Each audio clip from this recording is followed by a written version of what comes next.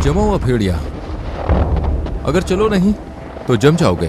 जरा सोचो, एक ऐसा गांव जहां तापमान -71.2 डिग्री सेल्सियस तक गिर जाता है। यहाँ पर यदि आपने थोड़ा समय ज्यादा बाहर बिताया तो शरीर पर फ्रॉस्ट बाइट हो सकता है, हाथ पैर खो सकते हैं या फिर जान भी जा सकती है। क्या फ्रॉस्ट बाइट है? सिर्फ 15 मिनट से थोड़ा ज्यादा बाहर रहने पर मेरी नाक पूरी तरह से सफेद पड़ गई। शरीर के सेल्स के अंदर बर्फ के क्रिस्टल बनने लगे और टिश्यू मरने लगे। अगर मैं 5 मिनट और बाहर रुक जाता तो मेरी नाक को परमानेंट टिश्यू डैमेज हो जाता। जब लोग बाहर सांस लेते हैं तो ऐसा लगता है जैसे सूखी घास की सरसराहट सुनाई दे रही हो। वो आवाज होती है गर्म सांस के बर्फ को क्रिस्टल में बदलने की। मैं धरती की सबसे ठंडी बसी हुई जगह पर हूँ, साल के सबसे ठंडे मौसम में। ये ओमिक्रॉन है। जिंदगी बचाने के लिए मैं 20 से ज्यादा कपड़ों की परतें पहने हुए हूँ, जिनका वजन करीब 14 किलो है। 30 डिग्री सेल्सियस गर्म घर से बाहर कदम रखते ही तापमान में 100 डिग्री से भी ज्यादा गिरावट होती है। इसलिए मैं हाथों में दस्ताने, पैर में बूट, पैंट और कोट पहनता हूँ जो रेनडियर की खाल से बने हैं। और ये भी काफी नहीं होता। अब मैं तुम्हें दिखाने वाला हूँ कि जब बाहर जाना ही जिंदगी की लड़ाई बन जाए तो कैसा महसूस होता है। जैसे ही बाहर निकलते हैं कुछ ही सेकंड्स में पलकें बर्फ से जमने लगती हैं और स्किन में चुभन सी होने लगती है। पूरा गांव ऐसा लगता है जैसे सबने छोड़ दिया हो। मेरी उंगली की टिप ठंड से जल गई। ठंड सिर्फ लोगों और जंगली जानवरों को ही नहीं पकड़ती, ये हर चीज को ठप कर देती है। फोन काम करना बंद कर देते हैं या सीधे बंद हो जाते हैं। बाहर खड़ी कारें कुछ घंटों में पूरी तरह जम जाती है। जमीन हमेशा जमी रहती है, इसलिए यहाँ कोई फल या सब्जी नहीं उगती। हमने मॉस्को से फ्लाइट लेकर पूर्व की तरफ 7 घंटे उड़ान भरी और यकुत्स्क पहुँचे। वहाँ से फिर करीब 18 घंटे और 900 किलोमीटर का रोड ट्रिप किया। अब रात के 2 बजे हैं और हम आखिरकार दुनिया के सबसे ठंडे गांव पहुंच गए। थर्मामीटर -60.5 डिग्री सेल्सियस दिखा रहा है। जब हमने कार से बाहर कदम रखा ऐसा लगा जैसे किसी दूसरे ग्रह पर आ गए हों। नाक के अंदर बाल जम गए थे और हर सांस के साथ वो चुभने लगे। यहाँ की सूखी हवा इतनी तेज है कि हमें लगातार खांसी आने लगी। ओमिक्रॉन में करीब 800 लोग रहते हैं जो 1.5 स्क्वायर किलोमीटर के इलाके में फैले हुए हैं। यहाँ बाहर किसी और को देखना लगभग नामुमकिन है, जैसे मानो इस जगह पर वक्त ही थम गया हो। बहुत ज्यादा ठंड है।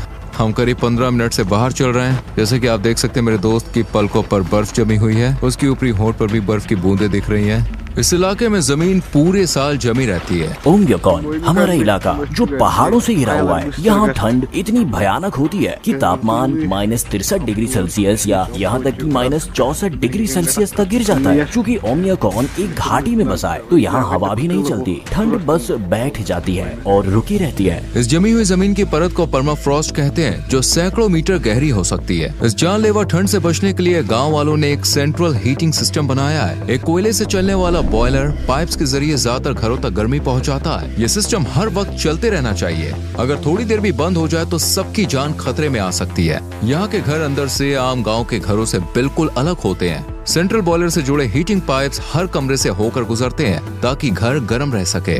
जमी हुई जमीन पर घर बनाने के लिए पहले मोटी लकड़ी की बीम बिछाई जाती है ताकि एक फ्लैट बेस मिल सके। फिर उस पर मेन लकड़ियां लगाई जाती हैं। उसके बाद 30 सेंटीमीटर मोटा सा फ्लोर बिछाया जाता है। फिर इंसुलेशन और लास्ट में फिनिशिंग फ्लोर आता है।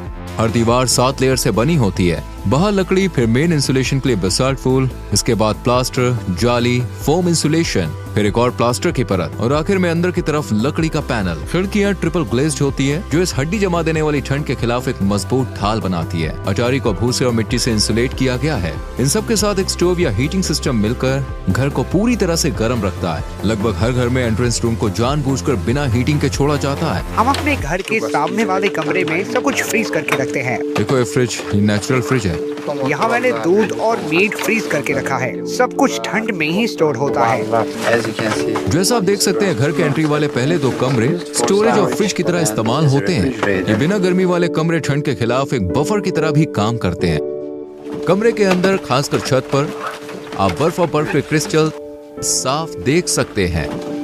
ओमिक्रॉन में दिन जल्दी शुरू हो जाता है। ये जो कि इस वक्त तक अपने बाड़े में पहुंच चुकी होती है। यहाँ के पशुपालक गाय के थन पर कपड़ा लपेटते हैं ताकि वो नाजुक हिस्सा फ्रॉस्ट बाइट से बचा रहे और साफ भी रहे। अब ठंड जमने का खतरा नहीं रहता, लेकिन जैसे ही दूध निकलना शुरू होता है हमें बहुत सावधानी रखनी पड़ती है। ओमेकन की इस एक्सट्रीम ठंड की वजह से किसी भी घर में पानी की पाइपलाइन नहीं जाती है, क्योंकि वो तुरंत जम जाएगी। गायों को हर सुबह बाहर इस ठंड में निकलना पड़ता है और नदी तक जाना पड़ता है पानी पीने के लिए। एक एक करके सब गाय बर्फ से भरे इस बर्फीले नर्क में उतरती है। तेजी से चलती है क्योंकि उन्हें पता होता है कि बहुत देर बाहर रुकना जानलेवा हो सकता है। उनके बाल कुछ ही सेकंड्स में बर्फ से जम जाते हैं। नदी का ये हिस्सा जमा नहीं है क्योंकि यहाँ पहाड़ से सीधा ताज़ा पानी आता है। जमीन के नीचे से निकलने वाला स्प्रिंग वाटर भी इसी नदी से मिलता है और यही हिस्सा बर्फ से नहीं जमता। फिर अचानक मेरा पूरा चेहरा सुन्न हो गया। बाएं गाल की मसल बिल्कुल नहीं हिल रही थी। ऐसा लग रहा था जैसे चेहरा पैरालाइज हो गया हो। जब मेरी नाक जमने लगी तो ये टोकियो ने फौरन देख लिया। क्या फ्रॉस्ट बाइट है? ठंड की वजह से ब्लड वेसल्स सिकुड़ जाती है, जिससे ब्लड सर्कुलेशन कम होने लगता है। जब शरीर के अंदर गर्मी नहीं रहती तो हर सेल के अंदर मौजूद पानी बर्फ बन जाता है और वो बर्फ के क्रिस्टल सेल्स को फाड़ देते हैं। इससे तेज चुभन होती है और टिश्यू मरने लगते हैं। तुम्हें अपना चेहरा ढक लेना चाहिए, ऐसे चलते वक्त मुंह ढक कर चलो। ध्यान रखना वरना ये काला पड़ सकता है।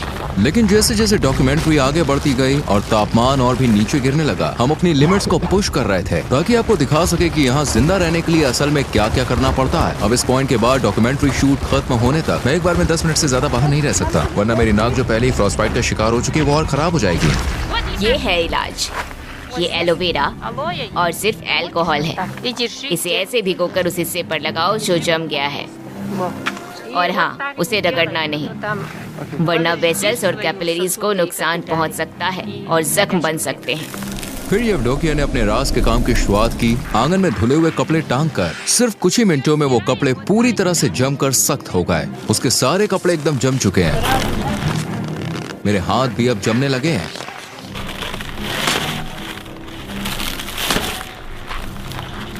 इसके बाद वो सीधे अपने बाड़े की तरफ गए गायों का दूध निकालने के लिए। मैं याकुट की गाय पालती हूँ क्योंकि इनका दूध बहुत हाई क्वालिटी का होता है। इनमें फैट कंटेंट 7 से 8% तक हो सकते हैं। जैसे कि आप देख सकते हैं छत पर कुछ बर्फ और बर्फ के क्रिस्टल जमे हुए हैं, लेकिन अंदर का माहौल फिर भी गर्म है। दीवारों के किनारे भी बर्फ से ढके हुए हैं। छत से कुछ पानी की बूंदें टपक रही हैं जो अंदर की नमी की वजह से है। पूरा कमरा घास, गर्म दूध और जानवरों की एक सोंधी सी खुशबू से भरा है। अब हम मिलने जा रहे हैं घोड़ा पालक से। हम देखेंगे याकुत के जंगली घोड़ों को उनके असली घर में। मिखाइल, रूही, ये रहे याकुत घोड़े। यहाँ की हालत इतनी सख्त है कि सिर्फ यही घोड़े खुद को इस माहौल में ढाल पाए हैं। आज तापमान कितना है?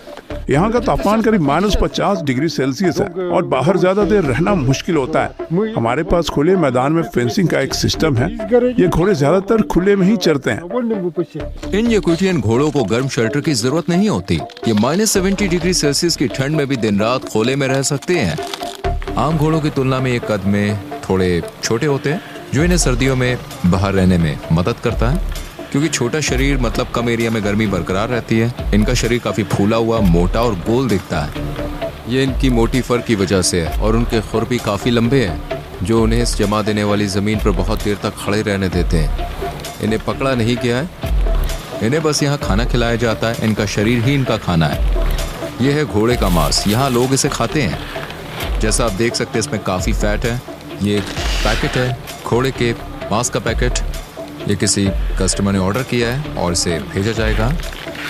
ये जो सूखे घास का ढेर आप देख रहे हैं, इसे गर्मियों में इकट्ठा करके रखा गया था। सर्दियों में यही घोड़े का मुख्य खाना होता है। खाइल ने हमें अपने घोड़े का मांस और लिवर चखने को दिया, जिसे इस इलाके में सिर्फ कच्चा और जमा हुआ ही खाया जाता है। घोड़े का कच्चा मांस। इसमें ढेर सारे विटामिन और जरूरी न्यूट्रिएंट्स होते हैं। क्योंकि यहाँ फल सब्जी नहीं होती, तो हमें सारे विटामिन मीट से ही मिलते हैं। इसका स्वाद बर्फ जैसा है, कुछ महसूस नहीं हो रहा क्योंकि ये पूरी तरह से जमा हुआ है। और ये है लिवर। ओमेकन में जनवरी के महीने में दिन की रोशनी सिर्फ करीब 4.5 घंटे तक रहती है। अभी दोपहर के 3 बजे हैं। अंधेरा छा रहा है और हम आज का दिन यहीं खत्म कर रहे हैं। पुराने जमाने में जब गाड़ियां नहीं थी तो यहाँ ट्रांसपोर्ट के लिए घोड़े, गाय, बैल और खास तौर पर रेनडियर का इस्तेमाल किया जाता था।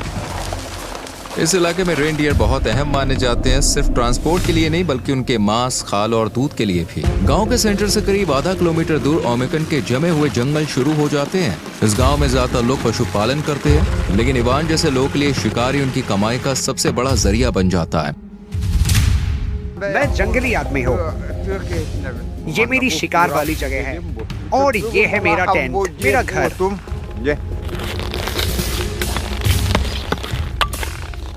वो अभी आग जला रहा है, हमें इस आग की जरूरत है क्योंकि यहाँ बहुत ज्यादा ठंड है।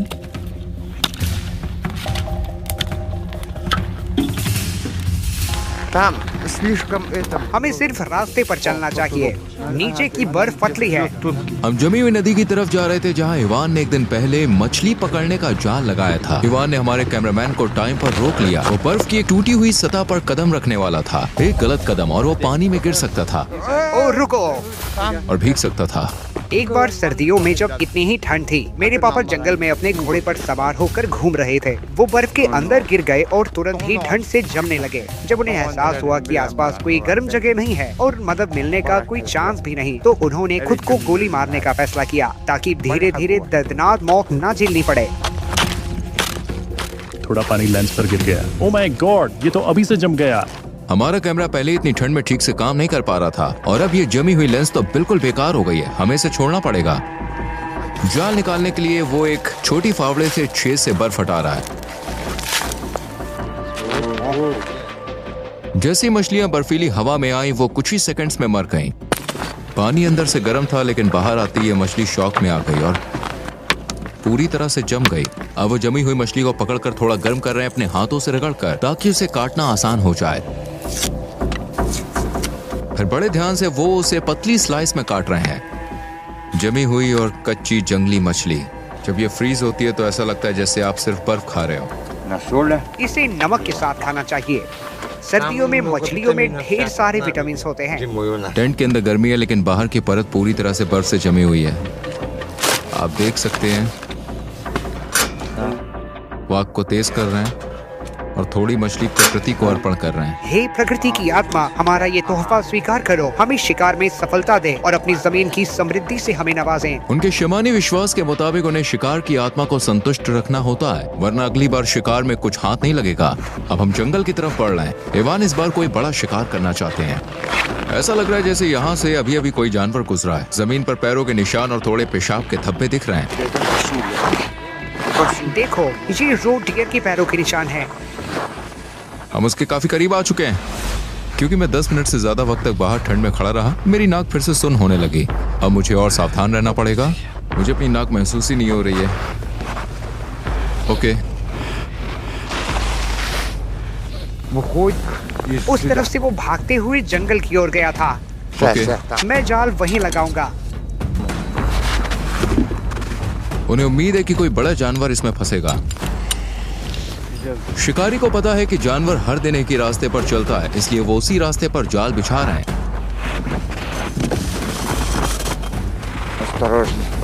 अब वो जाल को बर्फ से ढक रहे हैं। जाल के आसपास के निशानों को मिटाने के लिए वो कुत्ते की पूंछ का इस्तेमाल कर रहे हैं। अब बाद में फिर यही लौटेंगे देखने के लिए कि ये क्या पकड़ता है। लेकिन उससे पहले इवान उस जाल को चेक करना चाहते हैं जो उन्होंने कल लगाया था। वो बर्फ से ढके इलाके को ध्यान से स्कैन कर रहे हैं। ये पूरा इलाका मेरे लिए किताब जैसा है। जब बर्फ गिरती है, मैं उनके पैरों के निशानों से ट्रैक करता हूँ कि कितने जानवर हैं। मुझे पहले से पता है कि इस इलाके में कितने जानवर रहते हैं। और ये रहा बर्फ पर पड़ा हुआ एक दमदार शिकार। तुम्हें एक खरगोश मिला है और वो भी बहुत बड़ा। हम सबके खाने के लिए काफी होगा। उसे जाल ने नहीं मारा, वो वहीं फंसा रह गया और जानलेवा ठंड ने उसकी जान ले ली। तो यहाँ प्रकृति कोई मजाक नहीं करती। ये जाल उस जाल से छोटा है जो हमने आज लगाया था। अब देखना है कि अगली बार क्या फंसता है। लेकिन फिलहाल आज रात आग पर मीट पकेगा। ओम्याकान में खरगोश बहुत मिलते हैं। युद्ध के समय हमारे लोग इन्हीं खरगोशों का शिकार करके जिंदा बचे थे। तुम्हारा ने खरगोश पकाया, अपने घर में डिनर टेबल तैयार की। इसमें बिल्कुल फैट नहीं है, ये बहुत लीन मीट है, थोड़ा सूखा लगता है। आगे आने वाले कुछ सीन शूट करना हमारे लिए सबसे मुश्किल था, लेकिन द ओलेंगोव्स की मदद से, जो रूरल रशिया पर यूट्यूब का सबसे बड़ा चैनल है, हम ये सब शूट कर पाए। सुबह की पहली रोशनी में हमें घर के पास कुछ ऐसा दिखा जिसकी उम्मीद नहीं थी। एक विशाल सांप की मूर्ति जो पूरी की पूरी गाय के गोबर से बनी हुई है। उसका वजन 360 किलो से भी ज्यादा है और इसे एक लोकल किसान ने बनाया है। यहाँ का सब जीरो क्लाइमेट पानी की पाइपलाइन को भी चलने नहीं देता। अगर पाइप लगाए जाए तो उसके अंदर का पानी तुरंत जम जाएगा। इसलिए लोग अपनी जरूरतें ऐसे पूरी करते हैं जैसे हाथ धोने के लिए टैंकों में पहले से स्टोर किया गया पानी इस्तेमाल करना। हमारा सिंक काफी पुराना है। नीचे एक बाल्टी रखी है जिसमें पानी गिरता है और जब भर जाती है तो उसे उठाकर बाहर फेंक देते हैं। एक बार फिर यहाँ प्लम्बिंग सिस्टम न होने की वजह से घरों में ना तो शावर होता है ना टॉयलेट। इन जरूरी सुविधाओं को बैग में बनाए गए कैबिन्स में रखा गया है जो बिना हीटिंग के होते हैं। सीवेज सिस्टम न होने के कारण इंसानी वेस्ट वहीं जमा रह जाता है जहां उसे डाला गया है। जैसे ही वेस्ट हवा के संपर्क में आता है वो तुरंत जम जाता है और धीरे धीरे बर्फ के खंभों की तरह जमा होता है जो कभी कभी 1 से 2 मीटर ऊंचे हो जाते हैं और फिर धीरे धीरे टूटते हैं। जब किसी को टॉयलेट जाना होता है तो उसे पहले काफी सारे कपड़े उतारने पड़ते हैं और जल्दी करना पड़ता है ताकि ठंड से जम ना जाए। ये कोई आरामदेह अनुभव नहीं होता। लेकिन ये टॉयलेट थोड़ा अलग है, इसमें हीटर है, पर प्रॉब्लम ये इसे वेंटिलेट नहीं किया जा सकता क्योंकि बाहर की ठंडी हवा हीटिंग सिस्टम को खराब करती है। ओह देखो, अरे वाह। इस तरह के टॉयलेट को ठंड से बचाने के लिए अब भी इस्तेमाल किया जाता है। हालांकि इसके अंदर अक्सर तेज बदबू जमा हो जाती है। नहाने, खाना बनाने, बर्तन धोने या बस पानी पीने के लिए साफ पानी जरूरी होता है। लेकिन यहाँ पानी हासिल करना अपने आप में एक बड़ा प्रोसेस है। लोग यहाँ नदी से बर्फ के ब्लॉक्स काटते हैं, फिर उन्हें पिघलाकर ताज़ा पानी बनाते हैं ताकि रोजमर्रा के काम हो सके। इस वक्त आप जो देख रहे हैं वो एक सफेद चादर जैसी फैली हुई बर्फ है, लेकिन उसके नीचे एक जमी हुई नदी है जो यहाँ पानी का इकलौता स्रोत है। अब वो एक चिसल से मोटी बर्फ को काट रहे हैं। अगर बहुत ठंड हो तो जल्दी काम करना पड़ता है वरना खुद ही जम जाओगे। जैसे जैसे हम एक एक करके ठोस बर्फ के ब्लॉक्स काटते हैं, उन्हें उठाकर स्लेट पर रखते जाते हैं। 1, 2, 3। ओप्स। हमने स्लेट पर उतने बर्फ के टुकड़े लाद दिए हैं जितना वो उठा सकता है। हमारे पूर्वज इन बर्फ के ब्लॉक्स को बैलगाड़ियों से ले जाते थे। निकोलाई, ये कितने दिन चलेंगे? मेरा परिवार बड़ा है, ये शायद 2 या 3 हफ्ते चल जाएंगे। ये बड़े बड़े बर्फ के टुकड़े या तो घर के अंदर के किसी ठंडे कमरे में रखे जाते हैं या फिर सीधे बैकयार्ड में बाहर। वो इन बर्फ के टुकड़ों को ड्रम में डालते हैं, फिर जब ये पिघल जाते हैं तो उन्हें पीते हैं। बल्कि वो अपने पड़ोसियों के साथ भी इसे बांटेंगे ताकि सभी लोग इस साफ पानी से नहा सकें। इस गांव में नहाने की शुरुआत नल खोलने से नहीं होती बल्कि लकड़ियां काटने से होती है।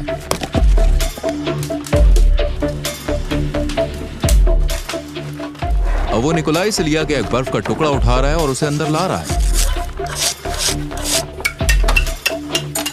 हमारे दादा दादी तो 2-2 घंटे तक नहाते हैं। हम आमतौर पर 1.5 घंटे तक नहाते हैं। और तुम्हें अपना नहाना पूरा करने में कितना टाइम लग जाता है? पूरा प्रोसेस लगभग 4 से 5 घंटे लेता है। हम हफ्ते में 1 बार नहाते हैं, शनिवार या रविवार को। अगला स्टेप है जमी हुई शैम्पू की बोतल को स्टोव के पास गर्म करके लिक्विड बनाना। नहाते वक्त ये लोग लोटे से खुद पर पानी डालते हैं। जब नहाना खत्म होता है तो ये फटाफट कपड़े पहनते हैं क्योंकि अब इन्हें 60 डिग्री से बाहर -54 डिग्री सेल्सियस में निकलना है, यानी कुल 114 डिग्री का फर्क।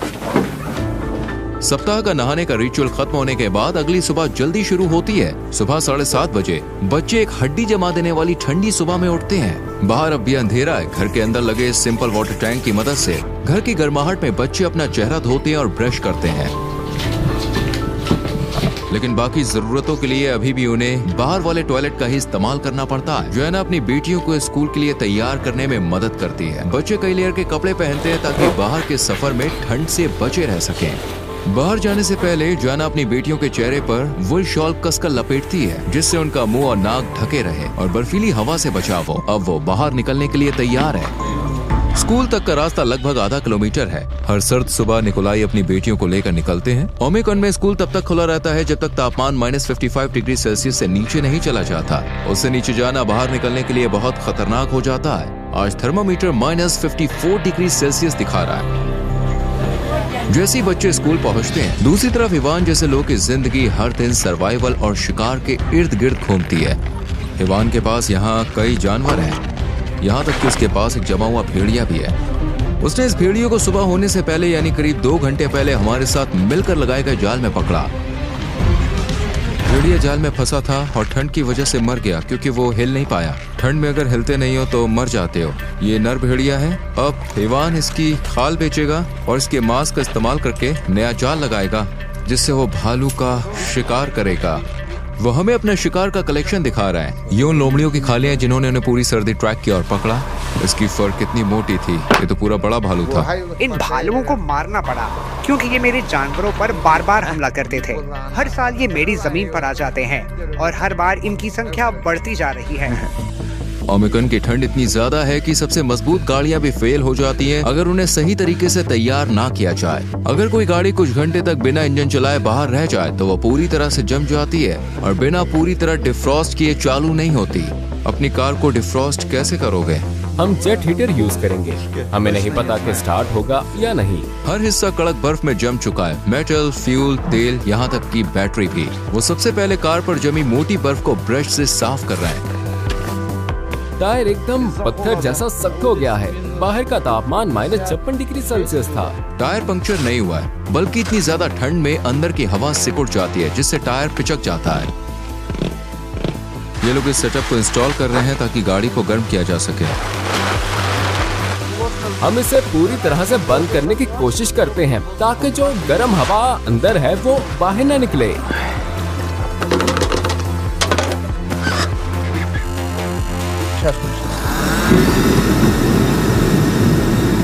ये लो, इसे पकड़ो। बाहर बहुत ठंड है। यहाँ हर चीज को गर्म रखना जरूरी होता है क्योंकि ये डीजल कार है, इसलिए टैंक में जो डीजल है वो पूरी तरह जम गया है। गाड़ी अब ऐसे ही 3 से 4 घंटे तक गर्म होने के लिए रखी रहेगी। अगर किसी लोकल के पास हीटेड गैराज है तो वो अपनी गाड़ी को महीनों तक सुरक्षित रख सकता है बिना इंजन को खतरे में डाले। जो हमारी गाड़ी को डिफ्रॉस्ट किया जा रहा था तो हमने पहली बार ऐसी गैराज का दौरा किया था। इस गैराज का दरवाजा बहुत ही अच्छी तरह से इंसुलेटेड है, कोई भी कोना खुला नहीं छोड़ा गया है। वो लोग स्पेशल इंसुलेशन मटेरियल का इस्तेमाल करते हैं। दीवार को देखिए, लेयर दर लेयर बनाया गया है और यहाँ हीटिंग पाइप्स भी है जो पूरे गैराज को गर्म रखते हैं। हमने गाड़ी को 3 घंटे तक गर्म किया है। अब इसे स्टार्ट करने की कोशिश करते हैं। बैटरी लगाई जा चुकी है। अब डिपस्टिक से ऑयल लेवल चेक किया जा रहा है। ये पहली बार है जब दरवाजा खोला गया है। हाँ, बहुत बढ़िया। इस गाड़ी को मौत के मुंह से वापस लाया गया है। अब हम यहाँ से निकलने की कोशिश करेंगे।